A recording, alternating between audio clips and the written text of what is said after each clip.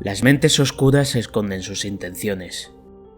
Arraigan en las sombras esperando al hombre débil, del que se alimentarán sin ningún remordimiento. Siempre ha sido así, y siempre será así. Por ello es imperativo alumbrar la historia y desentrañar sus silencios, porque solo así seremos libres.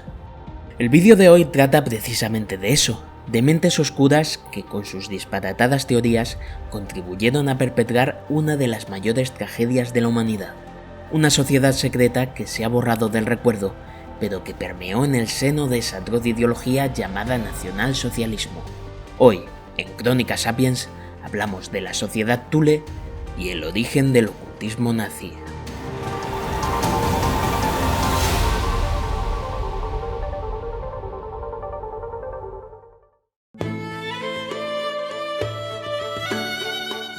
Como todas las historias, la nuestra comienza con un protagonista. Adam Alfred Rudolf Glauer nace el 9 de noviembre de 1875 en la ciudad alemana de Hoyerswerda. Ya desde temprana edad, Glauer mostró un gran interés por el ocultismo.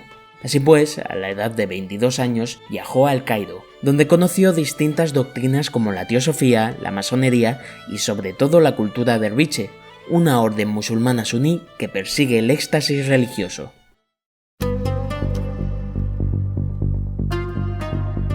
3 años después depararía en Turquía, donde compaginaba sus estudios ocultistas con su trabajo como buscador de oro. Allí entra en contacto directo con diferentes disciplinas esotéricas como la Cábala, que busca revelar la verdad oculta de Dios y el universo a través del estudio del libro sagrado del judaísmo. Esto, unido a su inmersión en el mundo de la alquimia y la masonería, moldeó su cosmovisión de tal manera que a lo largo de su vida quedaría obsesionado con los conocimientos ocultos.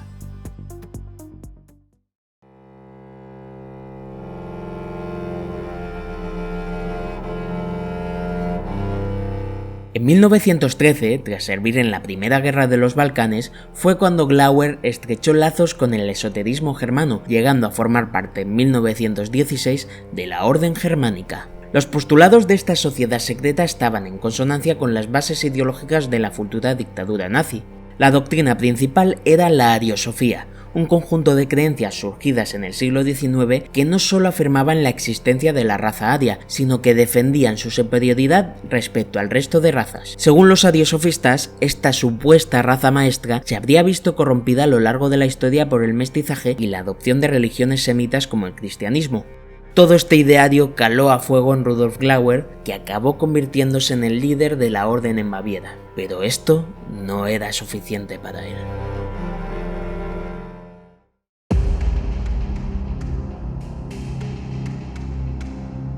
Finalmente, en 1918, decide fundar en Múnich el que será uno de los pilares ocultos del futuro partido nazi, la Sociedad Thule. El nombre de Thule hace referencia a una misteriosa tierra a la que Virgilio menciona en la Eneida. Última Thule, traducido del latín como el norte más distante, según los ariosofistas se correspondía con Groenlandia o Islandia. De acuerdo con esta teoría, Thule sería la capital de la mítica región hiperbórea y el origen de la primigenia raza aria.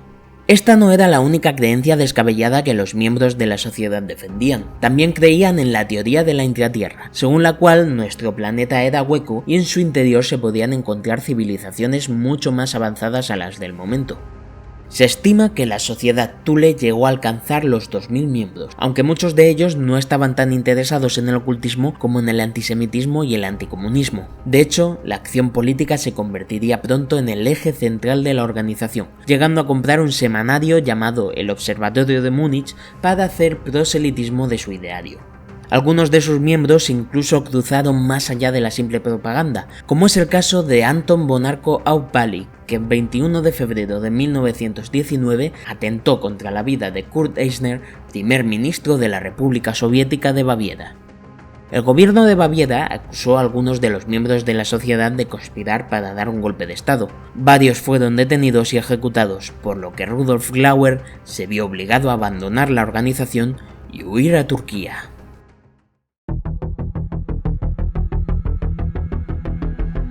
Ese mismo año, Anton Drexler y Karl Harrer ambos miembros de la Sociedad Thule, fundaron el Partido de los Trabajadores de Alemania. El 1 de abril de 1920, este partido sería rebautizado como el Partido Nacional Socialista Alemán de los Trabajadores. Es en este punto de la historia donde entra un personaje tan fundamental para los hechos que narramos que casi no haría falta ni nombrarle.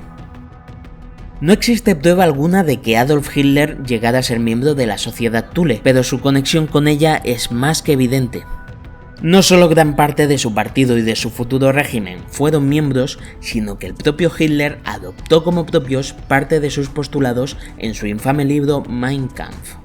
A pesar de que la Sociedad Thule fue esencial en la divulgación de la ideología ariosofista y en la consolidación política del partido nazi, la organización se vio obligada a disolverse tras la llegada de Hitler al poder en 1933, debido a la legislación antimasónica que legalizó muchas sociedades secretas del país. Ante esta situación, Rudolf Glauer regresó a su país natal para refundar la Sociedad Thule y publicó un ensayo en el que señalaba la conexión entre su organización y la fundación del partido nazi.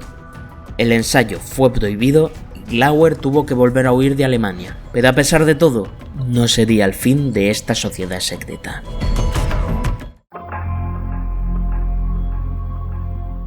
Como hemos mencionado antes, muchos de sus miembros se encontraban en cargos claves del régimen nazi.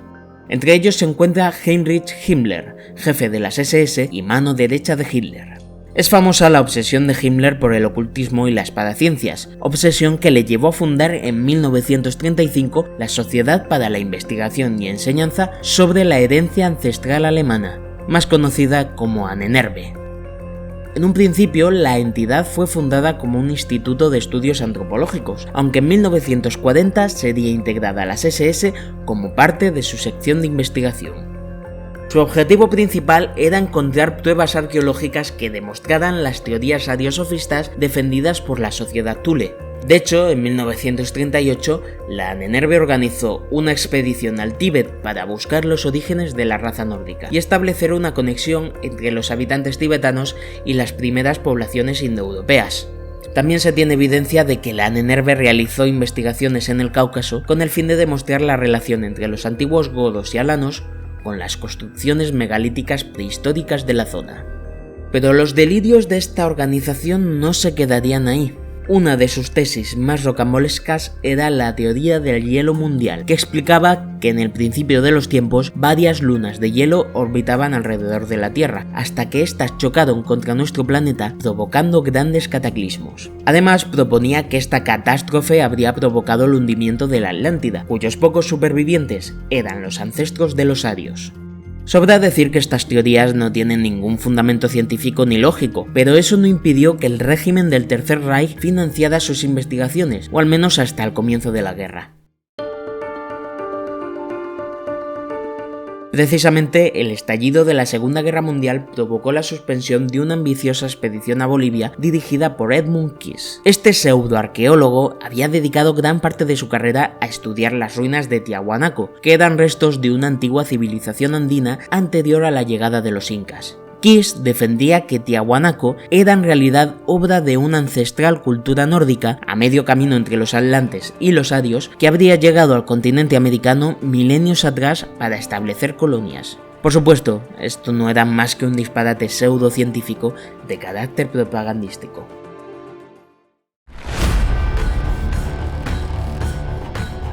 Durante la guerra, la Ahnenerbe se propuso aplicar un enfoque más pragmático y financiar investigaciones que ayudaran a conseguir la victoria del Tercer Reich. La fascinación de Himmler por el ocultismo le llevó a poner el ojo en una serie de objetos mágicos que, según él, asegurarían el triunfo de su ejército. Entre estos objetos se encontraba el Santo Grial, cáliz con el que Cristo habría bebido en la última cena. Llegó a situar el sagrado artefacto en el monasterio de Montserrat, en España. Sin embargo, su visita resultaría infructuosa, ya que el padre Andreu Ripoll se negó a darle acceso a los pasadizos del templo. Otro artefacto similar fue la lanza del destino, con la cual el soldado romano Longinos habría atravesado el costado de Cristo. Según la leyenda, quien poseyera esta lanza se convertiría en invencible, mientras que quien la perdiera se aseguraría la más absoluta derrota. La supuesta lanza se encontraba en un museo de Viena, por lo que tras la anexión de Austria a Alemania en 1938, los alemanes se la llevaron a Nuremberg. Pero sin duda, la reliquia más llamativa de todas las que la Ahnenerbe tenía en su lista era el Mjolnir, el legendario martillo de Thor. En su obsesión por buscar pruebas arqueológicas relacionadas con las sagas germánicas, Himmler llegó a teorizar con la posibilidad de que el martillo de Thor se hubiera tratado de un artilugio real capaz de manipular la electricidad que los antiguos arios habrían creado y cuyas evidencias se habrían perdido en el tiempo. Inspirado en esta idea, llegó a plantear la construcción de una gran arma eléctrica de magnitudes catastróficas. Este nuevo martillo de Thor pretendía ser un arma definitiva del calibre de la bomba atómica, pero afortunadamente el proyecto no llegó a buen puerto.